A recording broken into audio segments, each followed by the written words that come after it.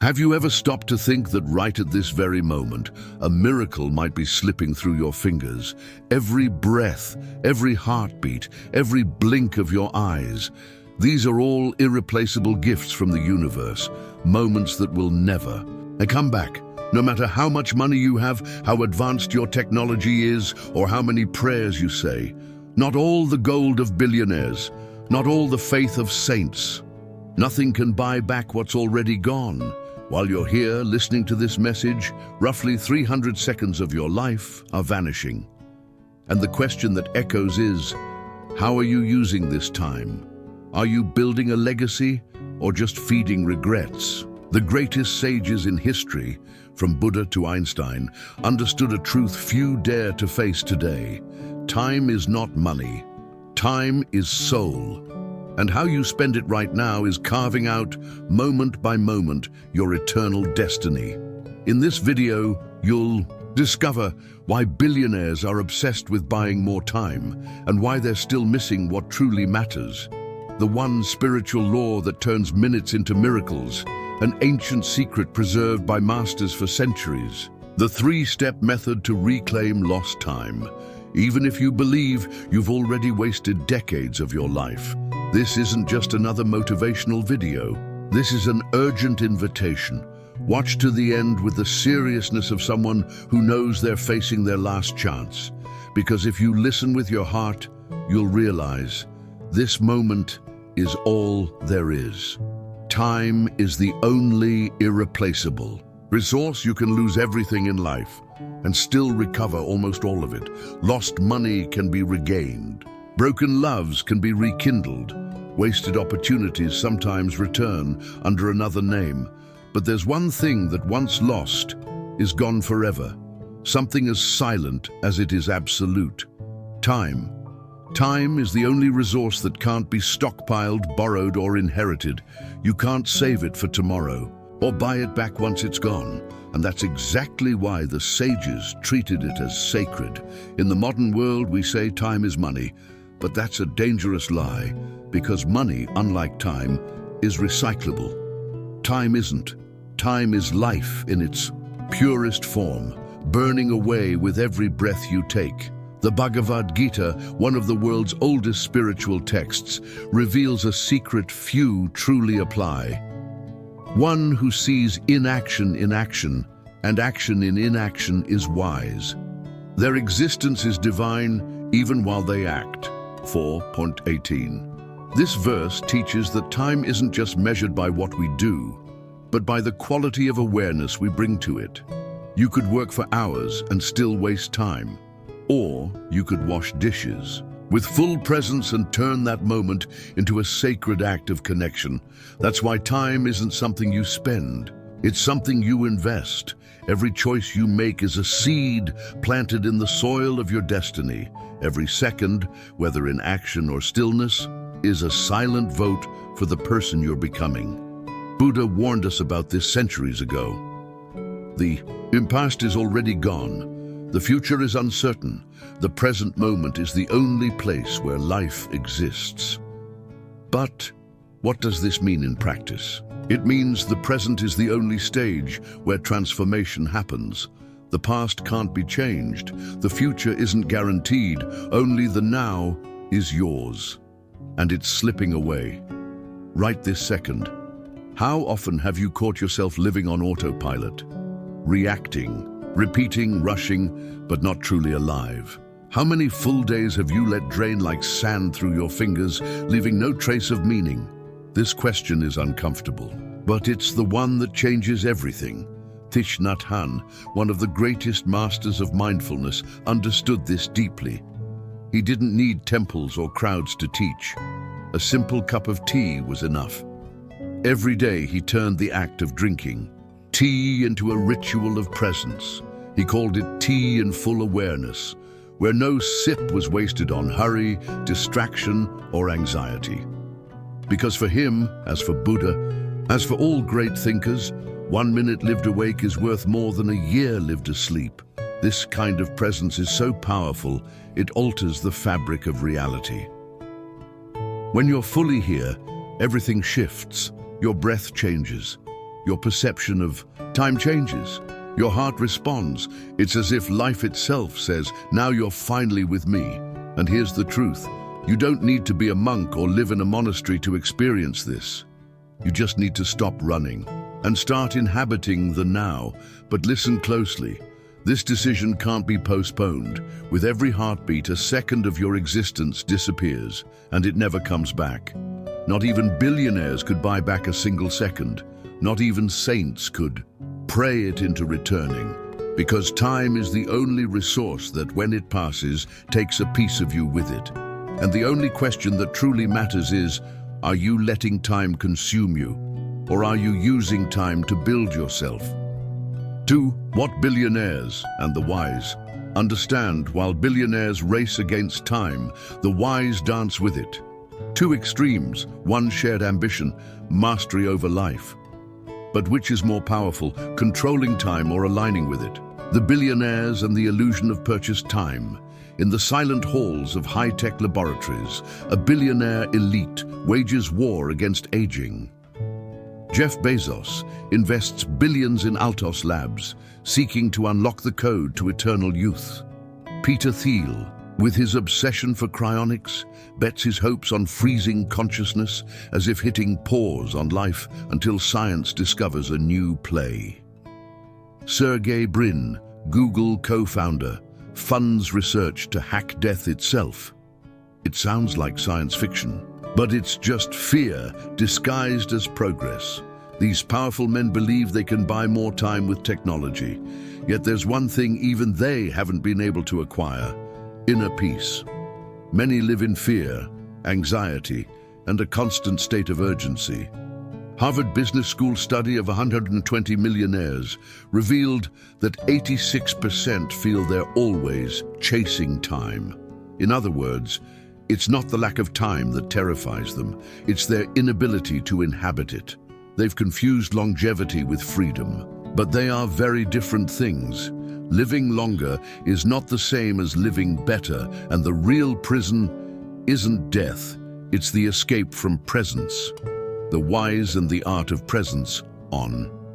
The other end of the spectrum, the wise don't try to stop time. They seek harmony with it. When the Dalai Lama was asked what surprised him most about humanity, he replied, "Man, because he sacrifices his health to make money. Then he sacrifices money to recover his health. And then he's so anxious about the future that he doesn't enjoy the present. So he lives neither in the present nor the future. He lives as if he'll never die, and dies as if he never really lived." That's the wisdom billionaires still haven't been able to buy. Eckhart Tolle, author of The Power of Now, lived on the edge of a mental breakdown before awakening to a simple truth: time is an illusion. Only this moment exists. While the elite chase longer days, the masters deepen the now. Ray Dalio, one of the world's richest men, discovered the power of meditation. Minutes, twice a day, connects him to something no financial report can predict. It's given me more clarity than any data analysis. When the mind quiets, time expands. The contrast that defines everything. See how choices shape destinies. Billionaires want more time. The wise want better time. Billionaires try to extend the future. The wise turn the present into eternity. Billionaires fear the end. The wise dissolve fear because they live in what's eternal, the now. This difference changes everything, because it's not about the length of your life, but the depth of meaning you pour into it. How you can practice this. Today, you don't need to be a monk or a billionaire to live this truth. Just change your relationship with time. Start here. Stop chasing later. As Tony Robbins warns, success without fulfillment is the ultimate failure. The race for more money, more recognition, more productivity only makes sense if you're present in the now. 2. Adopt the wise minute. Before any decision, ask, does this bring me closer to peace or illusion? That single filter can save you years of suffering. 3. Learn from those who've lived it. Oprah Winfrey carves out 1 silent hour daily. Jack Dorsey, Twitter founder, takes 10-day silent retreats. They've discovered what most of the world ignores. Silence is where time dissolves. Stop chasing later. As Tony Robbins warns, success without fulfillment is the ultimate failure. The race for more money, more recognition, more productivity only makes sense if you're present in the now. Adopt the Gene Wise Minute. Before any decision, ask, does this bring me closer to peace or illusion? That single filter can save you years of suffering. Learn from those who've lived it. Oprah Winfrey carves out 1 silent hour daily. Jack Dorsey, Twitter founder, takes 10-day silent retreats. They've discovered what most of the world ignores. Silence is where time dissolves. The real secret: you can try to outrun death, spend billions, chase longevity, or you can accept the truth. Eternity isn't in the future, it's in the deeply lived present. The Stoic philosopher Seneca said, "It's not that we have little time, it's that we waste much of it." You don't need to buy more years, you just need to stop losing the minutes you already have. And that starts now, the moment you choose to live awake. So I ask you, will you hoard minutes or consecrate them? Will you live running or turn each instant into a miracle? 3. The price of regret. What the dying teach us about time. Australian nurse Bronnie Ware spent years caring for terminal patients and recorded their final confessions. The result was a wake-up call. They all lamented the same things. Her accounts became the study, The Top 5 Regrets of the Dying, a raw warning about the cost of wasted time. The 5 regrets that should haunt you while you can still change. I wish I'd had the courage to live my truth, not the life others expected of me. Steve Jobs on his deathbed told Walter Isaacson, "I regret the time I wasted trying to please people who didn't matter." 2. I wish I hadn't worked so hard. A Harvard Business School study of 4,000 executives found 78% regret neglecting family for work. 3. I wish I'd expressed my feelings. Atheist Christopher Hitchens confessed in Mortality, "I missed the words I never said to those I loved." 4. I wish I'd stayed in touch with friends. Research in the Journal of Epidemiology proves loneliness accelerates cellular aging by 32%. 5. I wish I'd let myself be happier. Osho taught, happiness is a daily choice, not a destination. I wish I'd had the courage to live my truth, not the life others expected of me. Steve Jobs on his deathbed told Walter Isaacson, "I regret the time I wasted trying to please people who didn't matter. I wish I hadn't worked so hard." A Harvard Business School study of 4,000 executives found 78% regret neglecting family for work. I wish I'd expressed my feelings. Atheist Christopher Hitchens confessed in Mortality, "I missed the words I never said to those I loved." I wish I'd stayed in touch with friends. Research in the Journal of Epidemiology proves loneliness accelerates cellular aging by 32%. I wish I'd let myself be happier. Osho taught, happiness is a daily choice, not a destination. These aren't just personal laments, they're mirrors and a compass for those still breathing. How to escape the trap, the 3R method. Review. Do the funeral test. Picture your eulogy. What do you want them to say? Start acting today to make it true. Rescue Warren Buffett schedules what matters. Every Friday he calls old friends. His rule, no success is worth lost friendships. Re-exist, practice the end day, a stoic ritual. Live one day each month as if it's your last. Neil Gaiman does this. It's my antidote to regret. The final warning psychologist Carl Pillemer, Cornell University, interviewed 200 elders for 30 lessons for living. His finding was brutal. No one regrets loving too much, but all grieve the love they left unspoken. You don't need to be dying to wake up. Say what's unsaid, reconnect with who matters, plant seeds for the legacy you want as Holocaust survivor. Viktor Frankl wrote, "Life isn't asking questions of us, it's being questioned by our actions. Time is questioning you now. How will you answer?" 4. How to turn time into legacy. The 3D method of sages and visionaries. Time is the only currency that, when wisely invested, becomes eternity. While most people ask, "How can I get more time?" history's greatest achievers asked something far more profound. "How can I turn my time into something that outlives me?" This is the essence of the 3D method, a simple but powerful formula used by sages, geniuses, and visionaries to create lasting impact. Let's dive straight into the 3Ds. Awaken, the daily consciousness revolution. Waking up isn't getting out of bed, it's getting out of autopilot. Nikola Tesla practiced what he called attention baths. Every day, he'd sit motionless for 30 minutes, simply observing the movements of his hands. "This is how I mastered time," he said. "How to apply this today?" Before touching your phone in the morning, ask, what single action will make this day memorable 10 years from now? Record a purpose alarm in your own voice. Listen to it upon waking. This day will never return. What will you make of it? Direct. The power of purpose-aligned planning. It's not enough to be productive. You must be productive in the right direction. Marie Curie, the only person to win Nobel Prizes in 2 different fields, kept a diary of irrelevances, a list of what she wouldn't do. She wrote, "Focus means saying no." Practical tools, the 80-20 rule of eternity. 20% of your actions will create 80% of your legacy. Identify and prioritize them. The tombstone test. Write your ideal epitaph. Then live backward from it. Donate.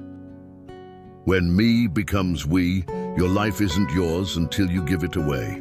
John D. Rockefeller, the richest man in history, donated 90% of his fortune in his final 40 years.